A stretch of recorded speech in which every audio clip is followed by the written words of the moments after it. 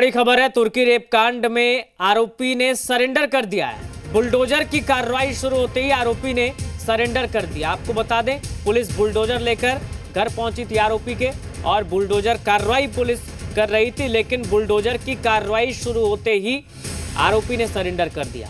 मुजफ्फरपुर से ये बड़ी खबर है। आज ही डिप्टी सीएम ने भी सख्त निर्देश दिया था आरोपी की गिरफ्तारी की। उन्होंने कहा था अपराधियों का या तो इनकाउंटर हो जाए या बुलडोजर कार्रवाई हो।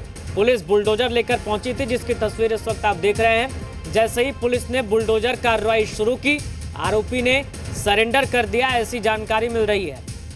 तो बुलडोजर की कार्रवाई शुरू होते ही आरोपी ने सरेंडर कर दिया है। मुजफ्फरपुर से ये बड़ी खबर मिल रही है। हमारे साथ deputy CM Vijay Sinha phone line पर जुड़ गए। विजय जी, स्वागत है।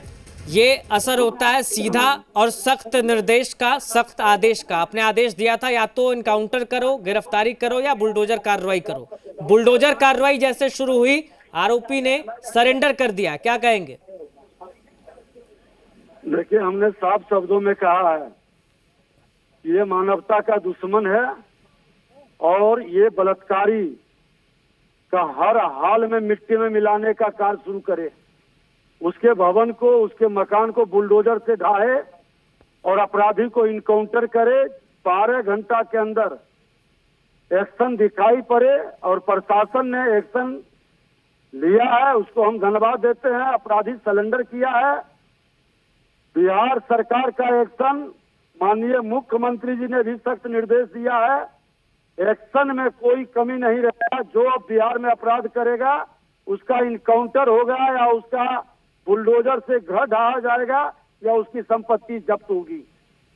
इसके प्रत्यक्ष अप्रत्यक्ष कोई भी इसके मददगार होंगे, उसकी भी जांच होकर उस पर कार्रवाई होगी। बिल्कुल विजय जी, आरोपी ने सरेंडर तो कर दिया है, लेकिन इसको इसके अंजाम तक पहुंचाने के लिए अब किस तरह की कार्रवाई की जाएगी? स्पीडी ट्रायल होगा? क्या आप सरकार से अपेक्षा रखें लोग? इस बलात्कारी को पूरी तरह से सजा मिलेगी। ये राजद के संरक्षण में पलते बढ़ते लोग हैं और उसकी भी कार्रवाई की जा रही है कि इनको संरक्षित करने वाले कौन कौन लोग हैं। बिल्कुल विजय जी, आज आपने डीएम और एसएसपी को सीधा और सख्त निर्देश दिया, उसके बाद जिस तरह से कार्रवाई पुलिस ने की है, बुलडोजर लेकर पहुंची, कार्रवाई शुरू की, आरोपी ने सरेंडर कर दिया, यानी सीधा सा संदेश ये गया है कि अगर सरकार पूरी तरह से अपराध को खत्म करने, अपराध को रोकने को लेकर सीधा और कड़ा निर्देश देती है और प्रशासन कार्रवाई करता है सही तरीके से, तो ये जो आरोपी हैं, अपराधी किस्म के लोग हैं, इनमें ऐसा डर व्याप्त होता है कि ये सरेंडर कर देते हैं। यानी कि सीधा और सख्त संदेश और इस तरह की कार्रवाई अब जरूरी है ऐसे अपराधियों के लिए। देखिए, ये तेजस्वी यादव जैसे लोग हैं जो जाति और लाश का जाति पूछते हैं और तब जाते हैं। एक जगह गए थे उन्होंने, ये भूमिहार की बेटी थी इसलिए इसके घर पर नहीं गए थे।